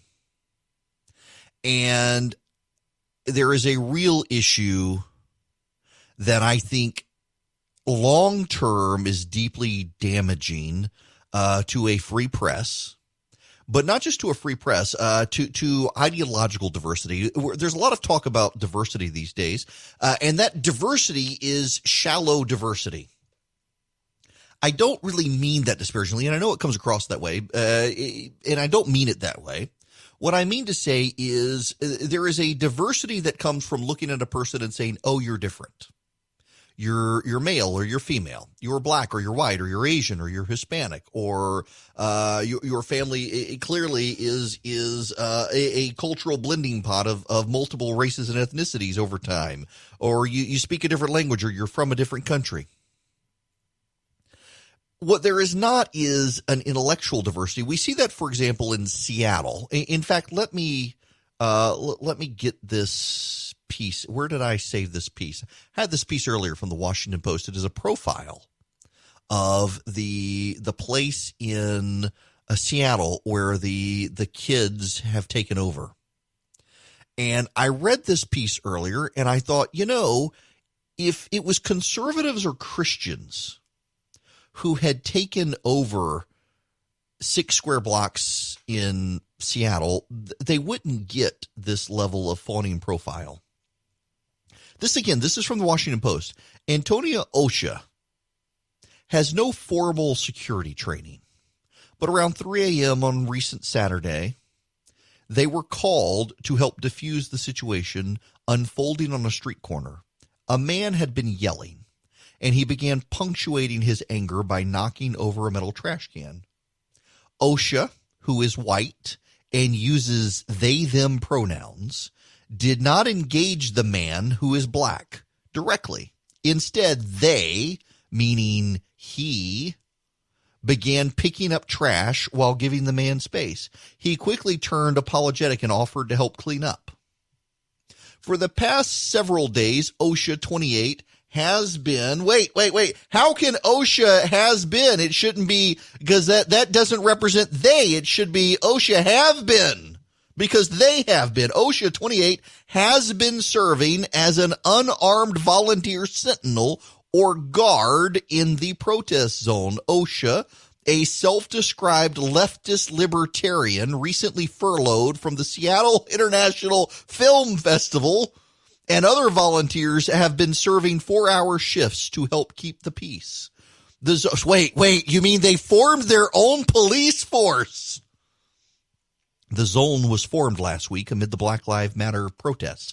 Activists had gathered at a neighborhood police precinct to call for accountability and an end to police violence. In response, on June 8th, police officers left the area. A spontaneous protest encampment has since sprung up outside the building, run by volunteer activists. Core to the zone is a vision of a self-governing community with no formal policing. Instead, volunteers, many of them avowed police abolitionists, have begun to organize for their own safety force, So they're starting their own police force. Here's the thing, though, and this gets me to the point. This is a fawning profile by the Washington Post of leftist protesters who are forming their own police force. The Washington Post won't call it that, but that's what they're doing. And when you read the piece, I mentioned this to David Perdue. We talked earlier.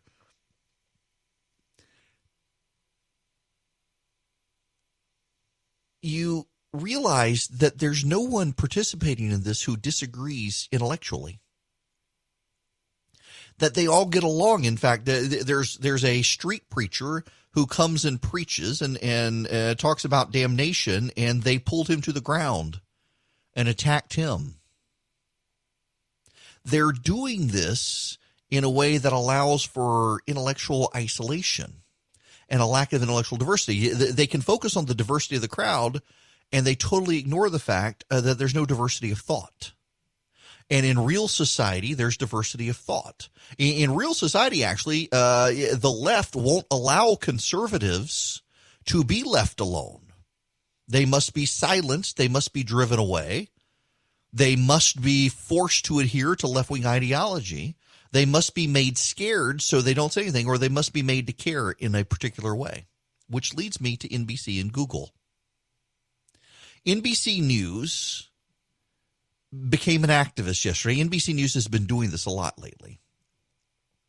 NBC News targeted Zero Hedge and the Federalist because a sympathetic group to Black Lives Matter did a report saying that they were lying about the Black Lives Matter movement, and they were publishing things that weren't true.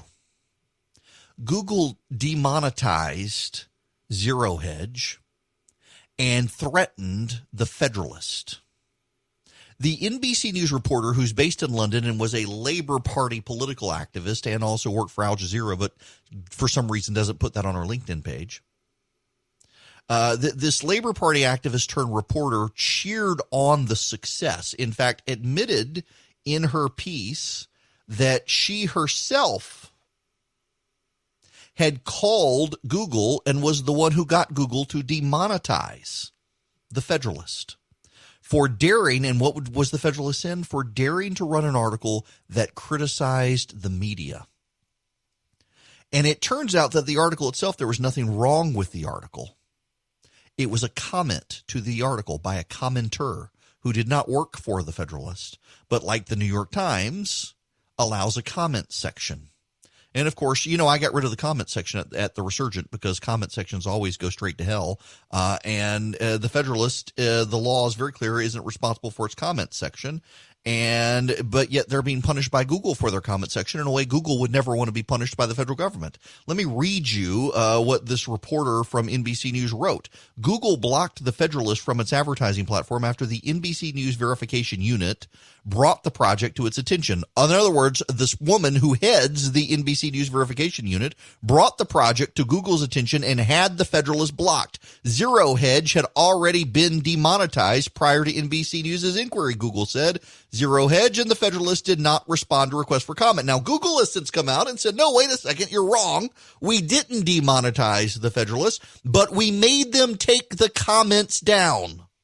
Google does not want to be held responsible by the federal government for things that appear on Google, and yet Google is making this publisher be responsible for random commenters on that commenter site. It is a double standard, and it is being targeted at conservatives. It's not being done to the left.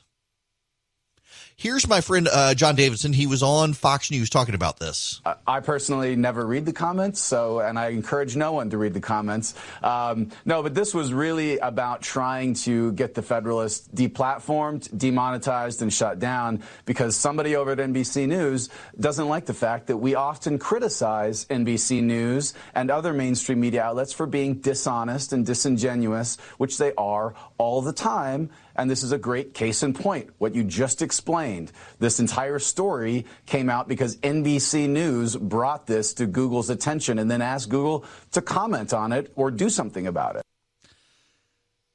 NBC News didn't like criticism of NBC News and went to Google, a left-wing organization, and got Google to shut down ad revenue for the site. Now, there are two competing dynamics here for people on the right. Google is a private company and can do as it wants. But Google increasingly is monopolistic. You can go multiple days on end without ever encountering Facebook. In fact, I this weekend did not encounter Facebook at all. But if I wanted to get on the internet and find a restaurant, inevitably I had to interact with Google. Now, you can say you can go to DuckDuckGo or what have you, but Google has expended a lot of time, effort, energy, resources, money to ensure that every other web browser out there is never going to be as good as Google. Google locked down a bunch of information into Google's system when no one thought search engines could ever be monopolies.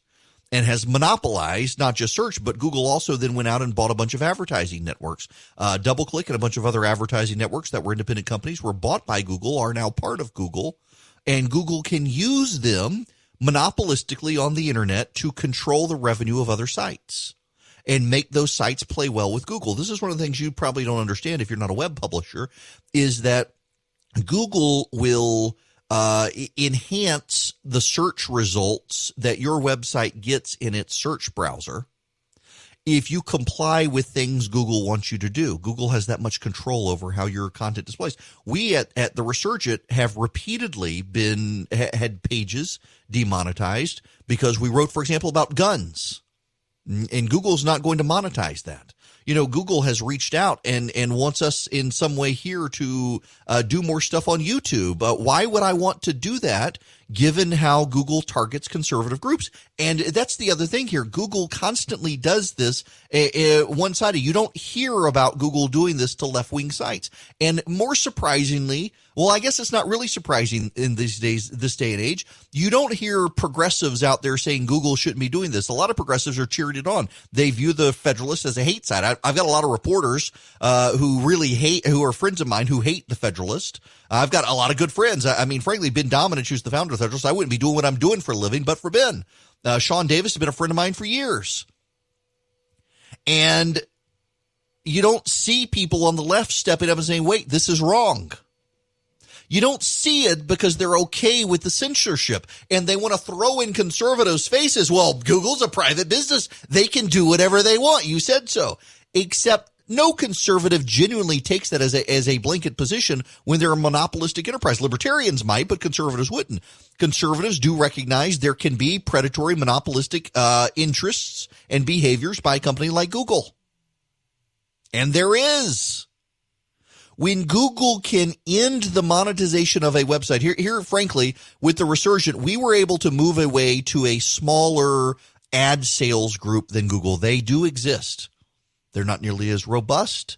We will see what happens to us in search when it comes to Google, things like that. But you got to remember, according to Google's own employees, Google needs a diverse workforce to oversee its algorithms so that those minority voices will be reflected in the search and the ads and everything else Google does.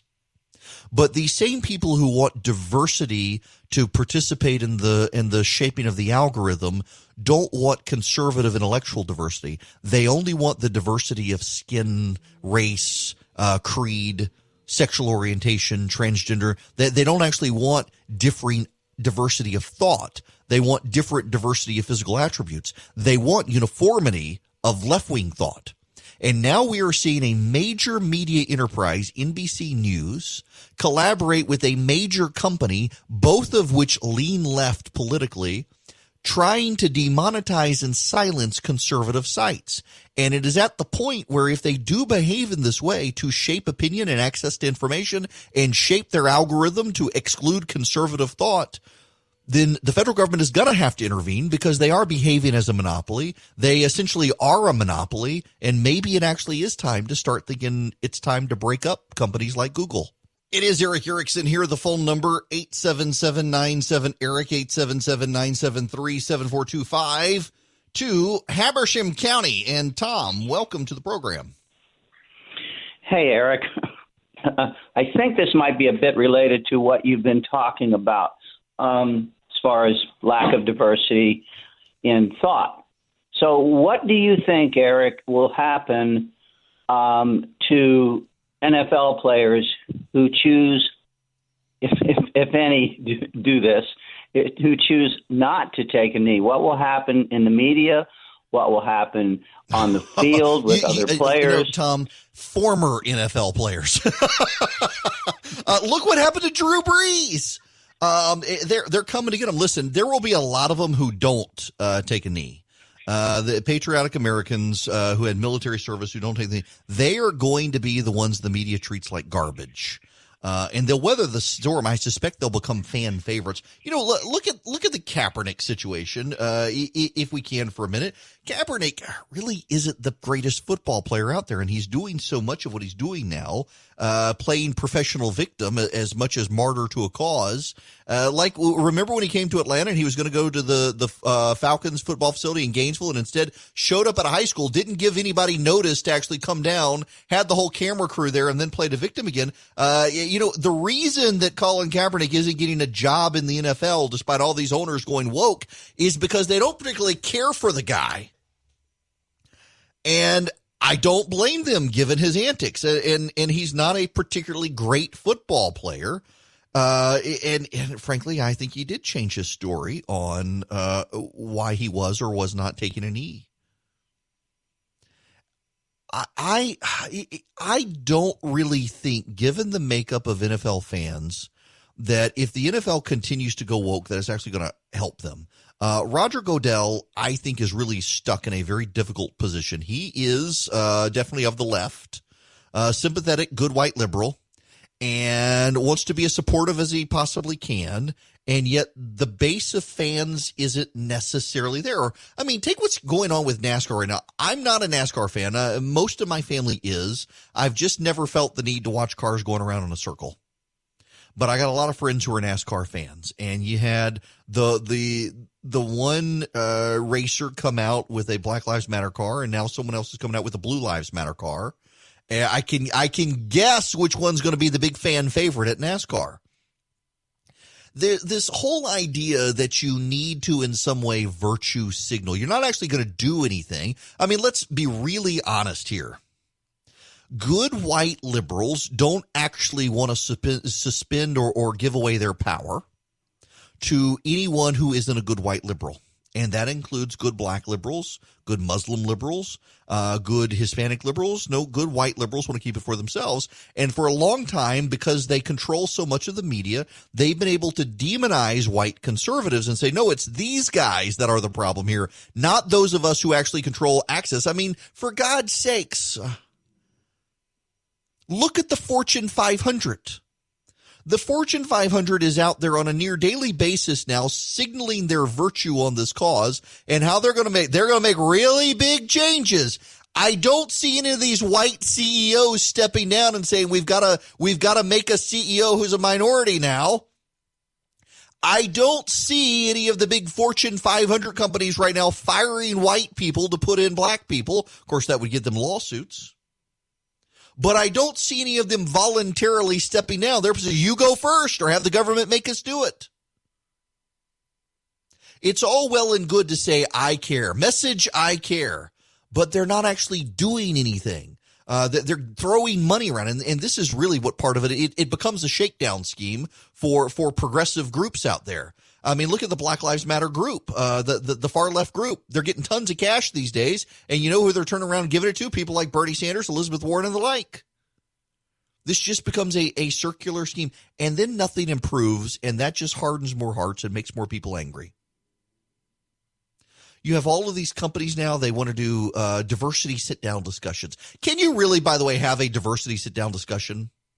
Can you really do it? Because in my experience, what happens is someone comes in, they're naive enough to think that people want really an honest conversation, and they have a real honest conversation, and then they get fired for saying the real honest thing. Do you know how many people are out there right now? I get emails on a daily basis. Why aren't we talking about crime in the black community? Why aren't we talking about the collapse of the family in the black community? You know what? You can't raise those issues right now, because if you raise those issues, you are predetermined to be a racist for daring to raise those issues. You can't do it. Don't bring those up. You go sitting around. Look what happened to Louis Giglio. He used a phrase inartfully. He should have used a better phrase. He should have been more thoughtful than that. He was trying to be clever, and that was his problem. But the point he was making was sound, and it is agreed to by virtually everyone who cares about this issue. And they want to burn him to the ground because of the phrase he used as opposed to the point he was making. Pay no attention to his point. We've got to attack the guy. I was stunned by the number of people who said, well, this was just criticism of him. I'm sorry. It's not criticism of him when you're also then attacking him for making his apology to a reporter because the reporter's white. That's not criticizing him. That's shaming him. That's saying you don't really want to have the honest conversation you claim you want to have. All right, here's the deal. We will be firing up very soon the activist list to make sure that the members of our state legislature include police officers as a protected class in the hate crimes legislation. And if you want to get in on the action, so to speak, I want you to text the word Army to 33777. Now, how will this work? I will open an activist portal for you, and you will get an email from me. You've got to text the word Army to 33777 to be on the list. And you will then be able very quickly, many of you have not seen this in action. It's actually a very cool piece of technology. Pay for it myself. And you will be able to reach out to your member of the state Senate and say police officers should be a protected class in the hate crimes legislation and demand that they do so. And in so doing, you will essentially overwhelm the state Senate and make them realize that there is a big movement for something like this. What happens is you text the word Army to 33777, and then you'll get asked for your email address. And in emailing you back, you will get a link to the activist portal.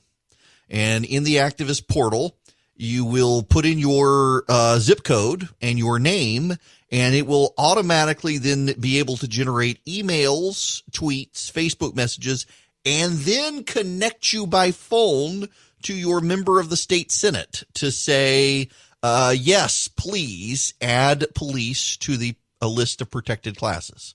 To do this. Now, if you've already in the past texted Army to 33777, there's no reason to do it again. If you can't remember, you can go on and do it.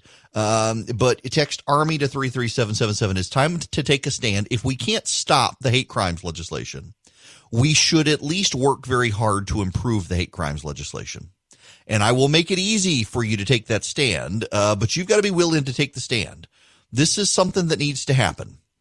We need to add police as a protected class to the hate crimes legislation and political thought. I think we need to do political thought to the hate crimes legislation as well.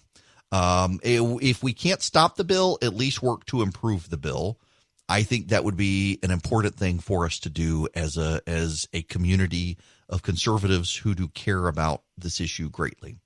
Now, I want to spend a moment and talk about something with you guys and give you somewhat of a heads up. Because, normally I have a pretty strong answer one way or the other. When Charlie, my producer, says, do you think this is a good idea? Normally, yes or no. And I don't know on this one. John Bolton's book is coming out. The White House vetted the book and said there was nothing that could prevent its publication. And so it headed into publication. The book was printed, and then another White House official has now intervened and said, no, wait a second, you can't do this, and we're going to sue to stop you. And Bolton has decided, damn the torpedoes, full steam ahead, and that's what he's going to do. I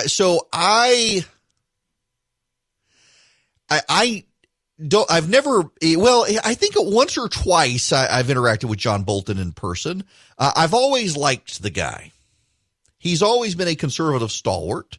He's always been strongly pro-America, and he helped the president shape a robust and good foreign policy, but he clearly has issues with some of what the president has done. He's got his book. I have no idea what's in the book. And I have just decided I am perfectly willing to allow him to come on the program and talk about his book. They're going to send me a copy. I'm going to read it, and I am perfectly willing and able to have John Bolton come on the program and talk about it. And you may hate my guts for doing it. But get your own show if you do. This is my show. You don't have to listen. You can change the channel.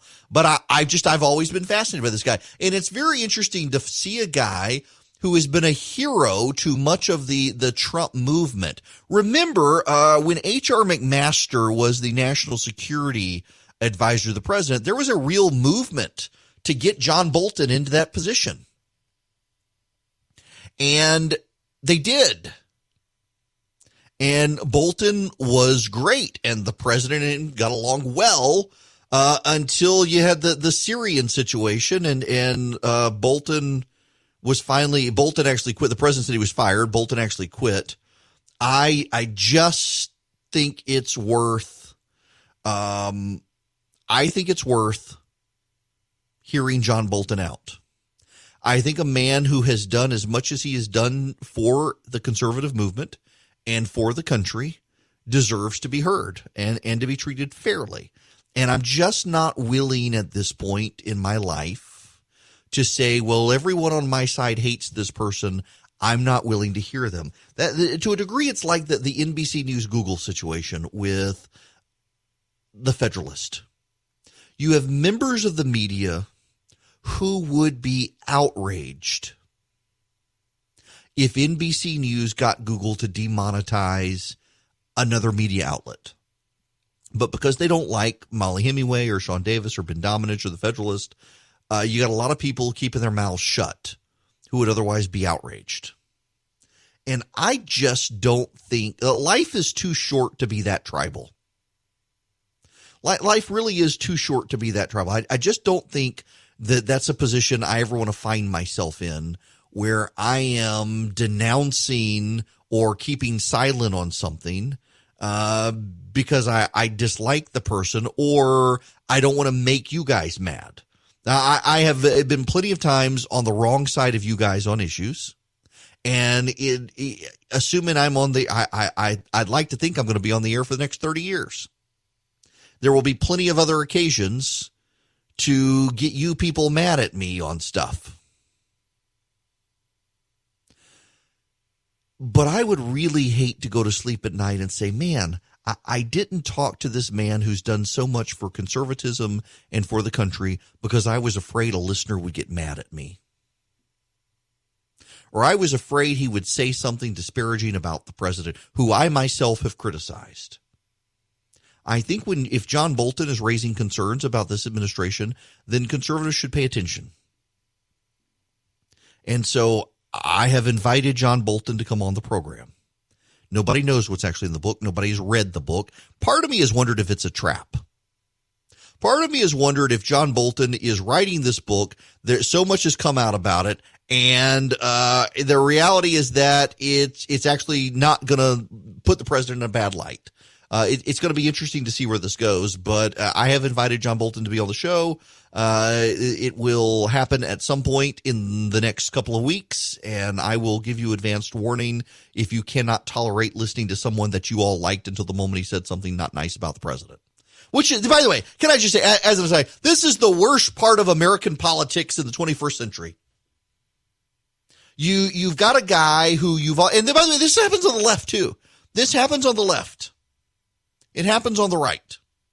You have someone who was met with wide acclaim and fame, who then dared to express an opinion or criticize someone that you disagreed with their opinion, or you didn't like their take on the person, you felt they were insulting, and they must now be destroyed. They must be burned, or they must be canceled. It's not just the left that participates in cancel culture. It's the right as well. If someone disrupts your shibboleths, they must be destroyed.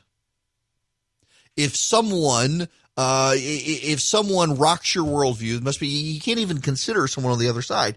You know, I have made a point over the years to have friends who disagree with me politically. Why? Because I can have some of the best conversations with them because I know we're never actually going to talk about politics, because there's no way we're going to find common ground on politics. But we can find common ground on liking the Braves or on food or you name it.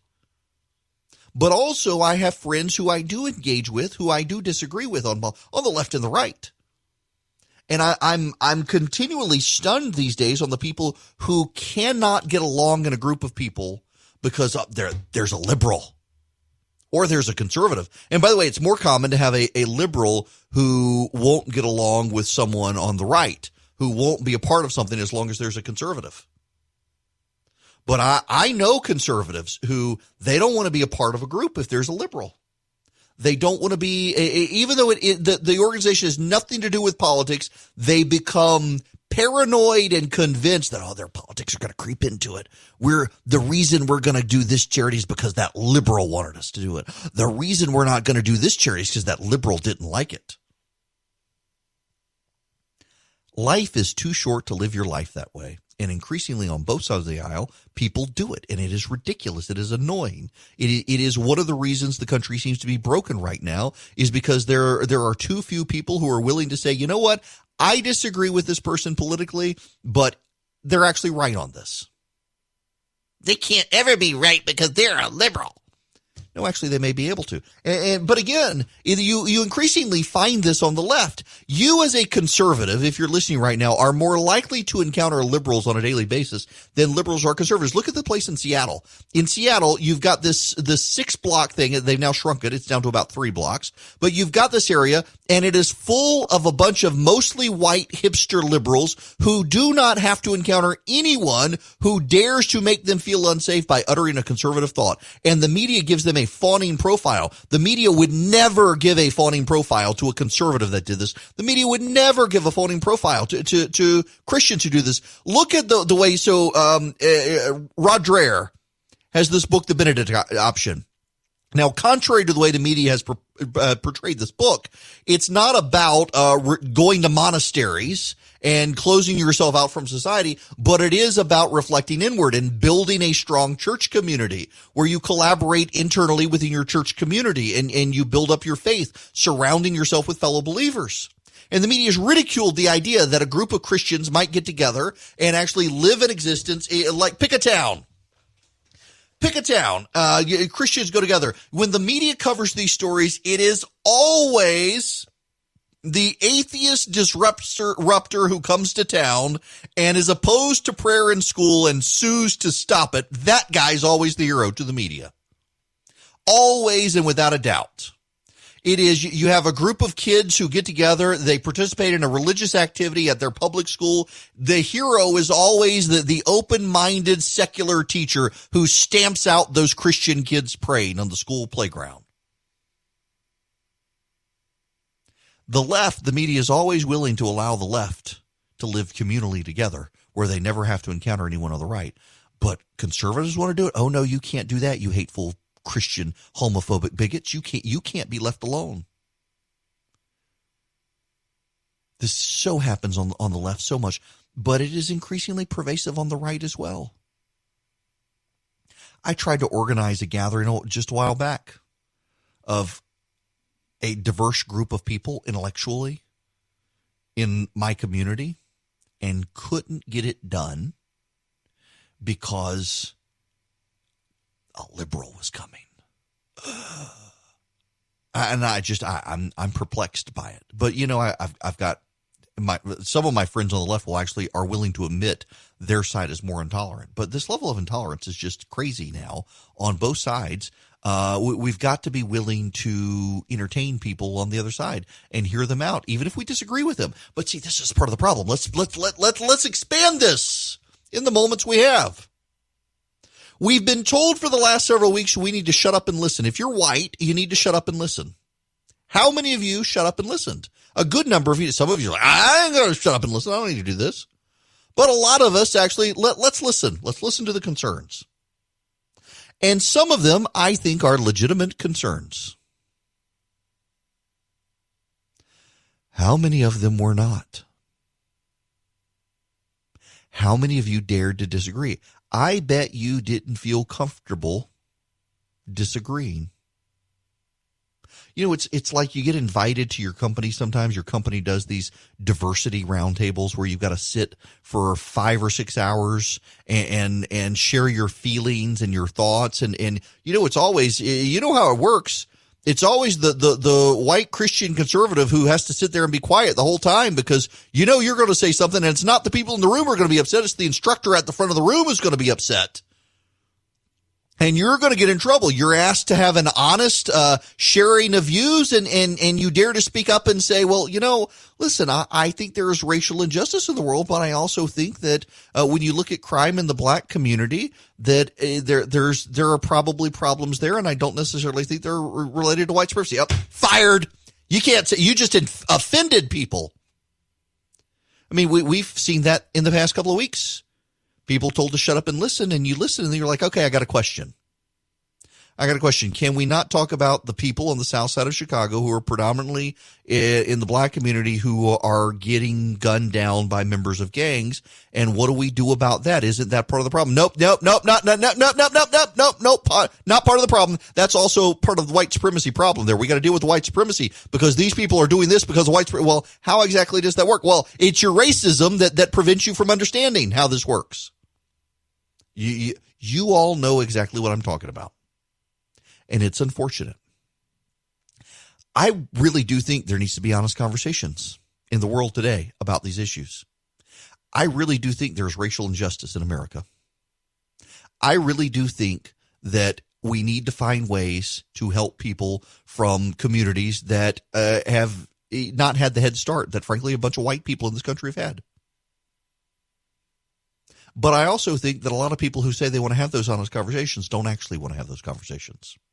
Or they want to hijack the conversation for their political views and values. They want to hijack the conversation to impose socialism. It's amazing how socialism solves climate change. Socialism solves coronavirus. Socialism solves racial disparities and racial injustice. Socialism solves the crime problem.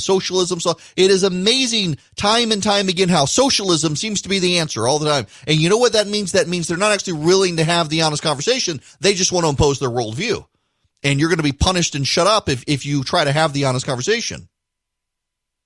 It is an unfortunate situation we have in the country, and it is predominant now, going full circle here, when you see NBC News trying to get Google to silence a conservative site that dared to point out bad things in NBC News reporting.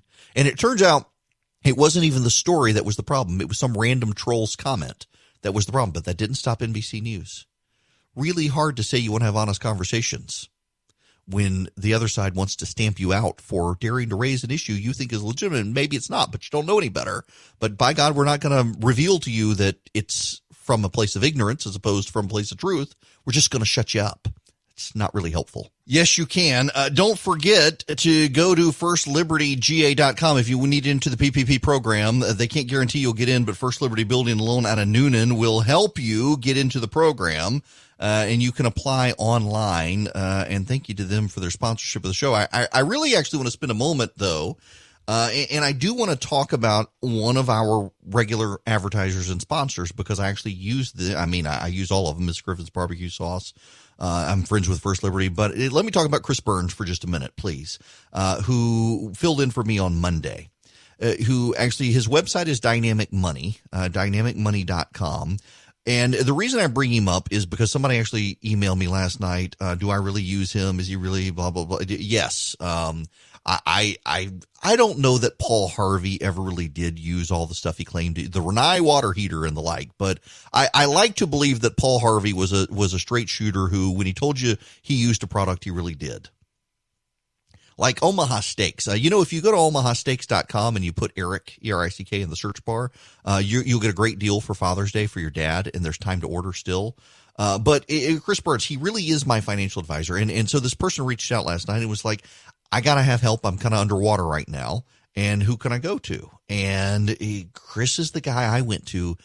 Christy and I, because of medical bills and other stuff, had a lot of money on credit cards, and I saw no path forward and needed to find a way out of it. And he actually sat down with me in his office, looked at all of our finances, and said, why haven't you refinanced your house? Says, you've got so much equity in your house, you get enough equity out of your house, you could pay off these credit card bills, and your payment is only going to go up $300 a month on your mortgage. I was like, well, let's do it. And we did. And then he reached out a couple of weeks ago and said, you probably want to do a refinance again and lower your bill. And, so I did all of this back in November, and our mortgage bill went up $300 a month. And now with interest rates so low, I'm refinancing again 6 months later, and the bill will be back down to where it was, saving me $300 a month. And in the process was able to wipe out credit card debt. I don't think that way. I've got terrible business sense. I just want to be on the radio and do a radio show. And I wish I knew where I could go to learn a better business sense about stuff. But I've got people like Charlie and Philip and Chris in my life. And so I will tell you, as I told this listener, I really am a client of Dynamic Money. It really has helped. My wife and I are still going through the process of shaping a budget and doing a budget and living within a budget, all the Dave Ramsey stuff, but we're doing it with Chris and his team, which I think is better and more flexible. And so I never spend enough time, I think, praising that particular sponsor, and I should, and given the email I wanted to, sure has helped me. And man, refinance, I'm getting 3%.